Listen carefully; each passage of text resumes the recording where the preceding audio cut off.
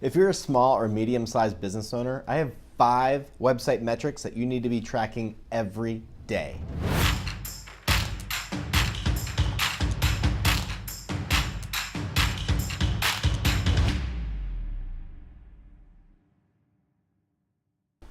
Hi, I'm Johnny Hughes, Chief Zilla of Design Zillas.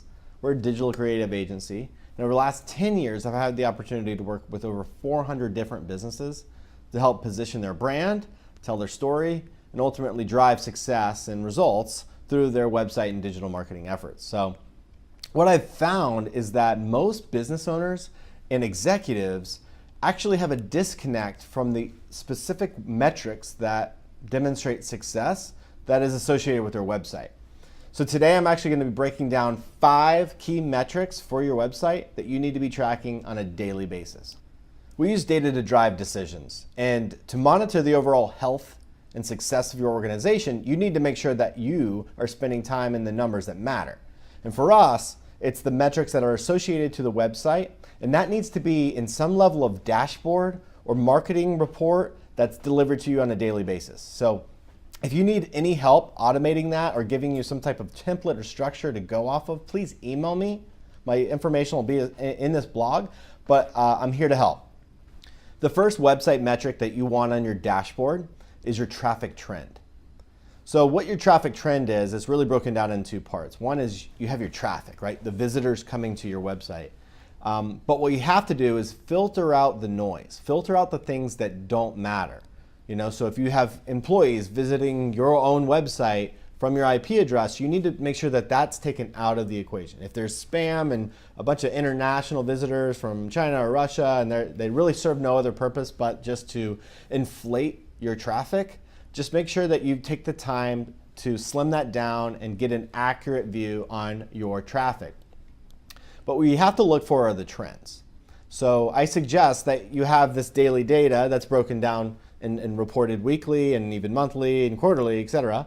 But that way you're able to see the trends. You're actually able to be proactive and see, wow, this dip feels unnatural. Based on what we're seeing over the course of the last quarter, last month, or last week, this seems odd. We need to take some action, right? So it's different than getting a report at the end of the quarter and saying, why is our traffic down 25%? You're able to make decisions in the moment in real time. But your traffic trend, that would be the first metric that I would suggest adding to your dashboard. The second website metric that is critical is your conversion rate. Really, that takes the number of sessions or visitors that are coming to the site and the number of leads divided by the number of leads that is driven through your website. So that's your conversion rate. So your website's job is to position your brand in a way that makes it attractive, easy to understand, and easy to take an action. The third website metric that you want to be tracking, that's your bounce rate. So that means there's a percentage of people that come to your website and they leave right away. They say, get me out of here, right? And so we've all been to that restaurant or that store that we just didn't feel right, and we said, get me out of here. Same thing, right? So there's really 2 primary reasons why somebody would be leaving your website. That's number 1, it's the quality of visitor that you actually have that you're attracting to your site. So the type of individual that we have coming to our website isn't necessarily a good fit, so it makes sense for them to leave because there's not a connection there.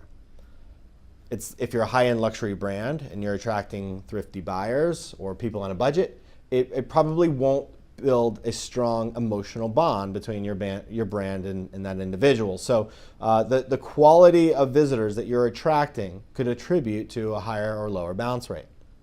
The second reason that you might have a high bounce rate is that your website's not designed in a way that can tell your story, that can really connect to the heart of that consumer or individual or organization and help them achieve the success through a seamless journey to understand who you are, why should I work with you, and what do I need to do next.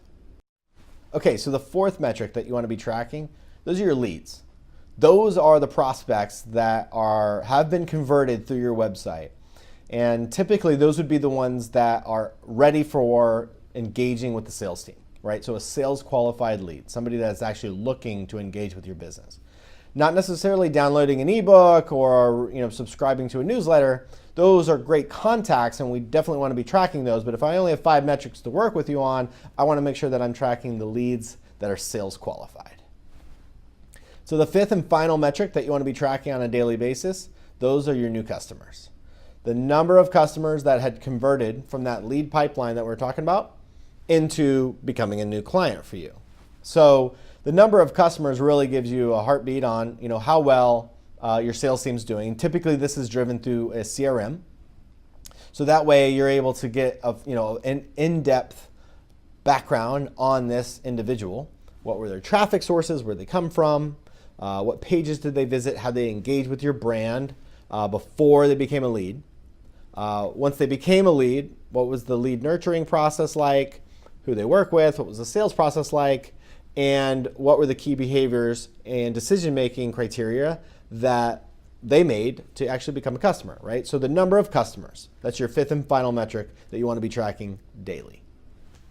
So I just want to urge you, use the data, build the reports, and be consistent with when you monitor this information on a daily basis. Find a routine in your daily schedule when you're drinking your coffee or whenever you can have a clear head, because these 5 metrics, to be consistently monitoring and engaging with them, it's going to transform your company. So I really look forward to hearing how your implementation of this dashboard is going to help provide a stronger 3rd and 4th quarter of this year and set you up for great success in 2018. Thanks for listening.